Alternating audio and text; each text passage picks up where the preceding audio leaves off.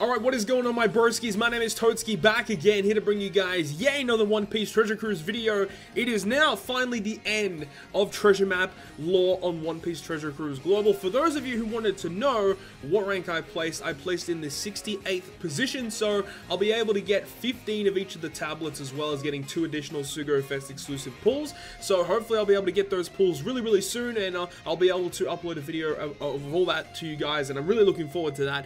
But anyways, we had some revelations happen today on One Piece Treasure Cruise Global. As we all know, when you finish Treasure Map and we reload it, we are able to see the character that is going to be arriving next on Global. So we know that typically, if we go by the release schedule of characters, the next character should arrive be this character, which is Treasure Map Nami. However, we had a little bit of interesting news today when we actually logged in and saw it was going to be Kaido, which is this silhouette right here. Obviously, it's going to be Kaido. Now, this is massive news, right? Because we all suspected it was going to be Nami, and obviously the reason for that is because of the release schedule of Japan.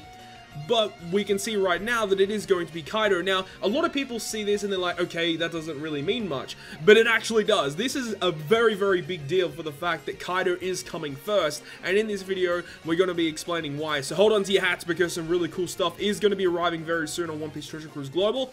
As of me recording right now, it is the 15th for me. Tomorrow at noon o'clock, we should get the information pertaining to the coming soon event on the new campaign. And that should be hinting towards the stuff that we're going to be talking about in this video.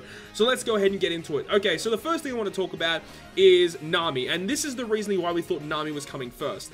Because Nami obviously was the first released. She was the 16th treasure map on Japan, and Kaido was the 17th treasure map on Japan. However, they are switching things around. Now, the thing about Nami being with her treasure map is that it is the release of Legend Carrot.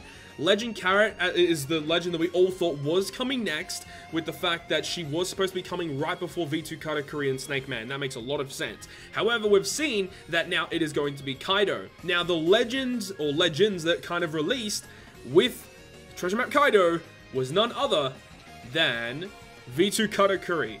That is the case, and if we also scroll up as well, we can see that 6+ Neko Mamashi was also available for this treasure map, and if we scroll up a bit further, SNAKEMAN is here as well, and also Inu Arashi and Cavendish 6+ were also here as well.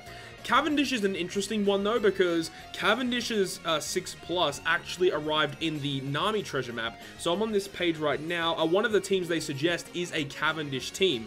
And then the way to get his skulls is actually a really brand new way that they're doing it with treasure map Nami, is that you get Cavendish's skulls through playing the treasure map as a point reward. So if you have Cavendish, or even if you don't have Cavendish, it's obviously worth it to just play through the treasure map and pick up the skulls to super evolve him. And I believe his super evolved version was also boosted in the treasure map.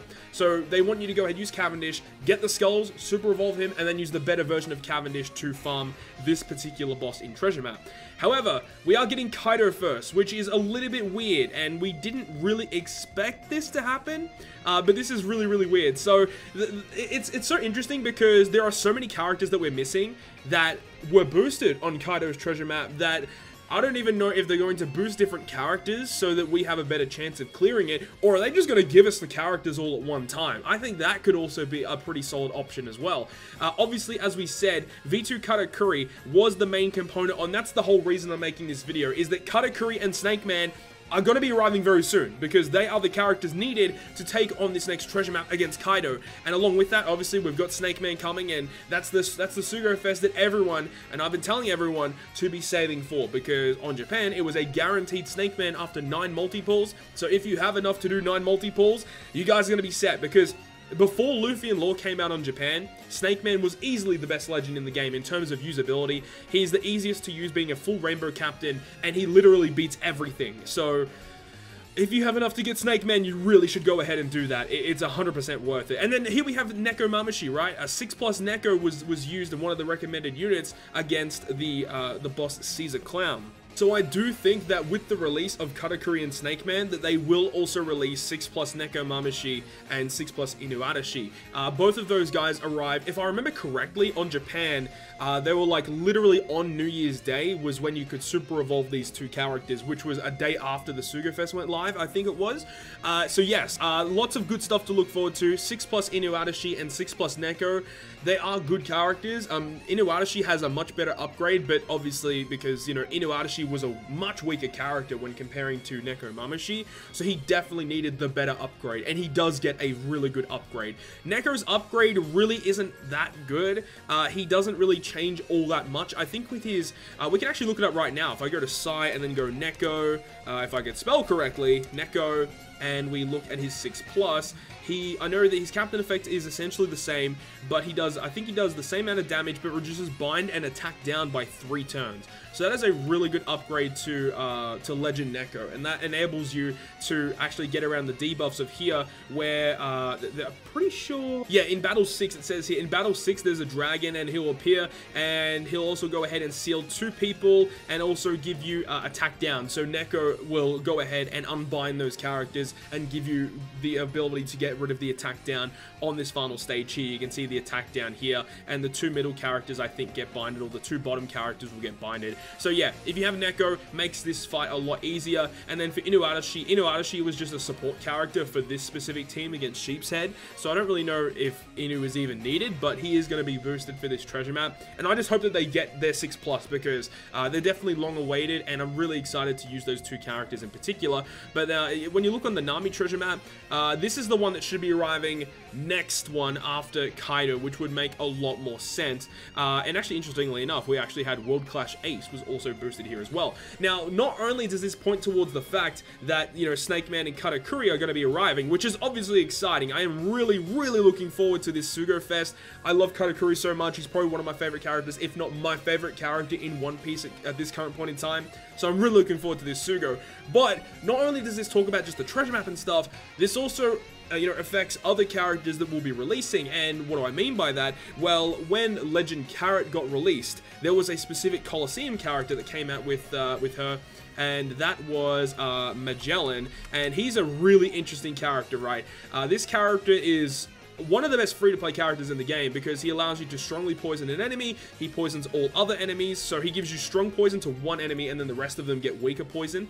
He also will go ahead and reduce defense by 100% for 2 turns, and also reduces enemies' threshold and percent damage reduction by 2 turns, and boosts attack against poison and strongly poisoned enemies by 1.75. So a self-proccing conditional booster with poison, 2 turns of 0 defense, and reduces 2 turns of threshold and percent damage reduction. This character is phenomenal. Such a good free-to-play character to have. So this was the character that arrived with Legend Carrot, and Legend Carrot absolutely dominates this particular Colosseum.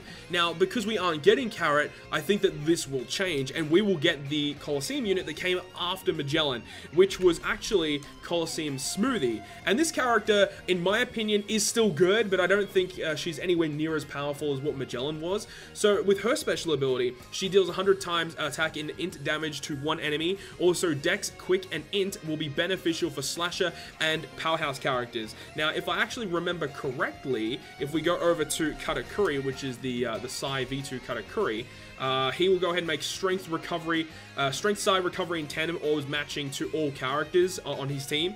So when you use KATAKURI as a captain and you have Smoothie sub, you essentially get a full board of matching orbs for that allotted amount of time. So we can go back to Smoothie and check her out. Yeah, makes Dex, Quick, and Int orbs beneficial to Slasher and Powerhouse for 1 turn. And if your captain is Slasher or Powerhouse, KATAKURI is Powerhouse, boost the color affinity of Slasher and Powerhouse by 1.75 for 3 turns. Like, literally like a god tier sub for KATAKURI teams, specifically if you have Slashers and Powerhouse characters on those teams. Also, something to note is that Legend SNAKEMAN is also a Powerhouse character, fitting very well on these teams. So yeah, this is going to be a nice character to have, especially if you do end up pulling a character like SNAKEMAN or V2 KATAKURI. Hoping to get KATAKURI, please. Oh my god. So, you know, it's really interesting to think, you know, there are lots of characters that could be changing, and I think it's really exciting, and we don't really know the full in-depth analysis and details of what type of event is going to be arriving that's going to be announced tomorrow. I'll probably make another video tomorrow if we get a lot of news pertaining to the new event, but I am really excited. So are you guys excited as well? Are you as excited as me for Treasure Map Kaido with V2 Katakuri and SNAKEMAN? Because I've been waiting for this Sugo Fest for so goddamn long. I really hope I can get my hands on this guy. So if we go by the release scheduling now, this means that, you know, Katakuri and SNAKEMAN should be arriving probably at the end of the month, and then we'll probably get Carrot halfway through next month, I would assume. I don't really know how they're going to be doing the release. It's really hard to say, considering they are switching it up like this for us. And you know, this isn't the first time they've done this with Treasure Map. They have done it before when Gear 4 was a character that we'd been expecting for a while, and they just totally didn't even release him until like December or November. And they gave us other characters before that, such as with Katakuri and V2 Sanji and stuff like that, when they switched up the treasure maps, where we were supposed to be getting Treasure Map Big Mom, and then they gave us Treasure Map Crocodile. So it has definitely happened before.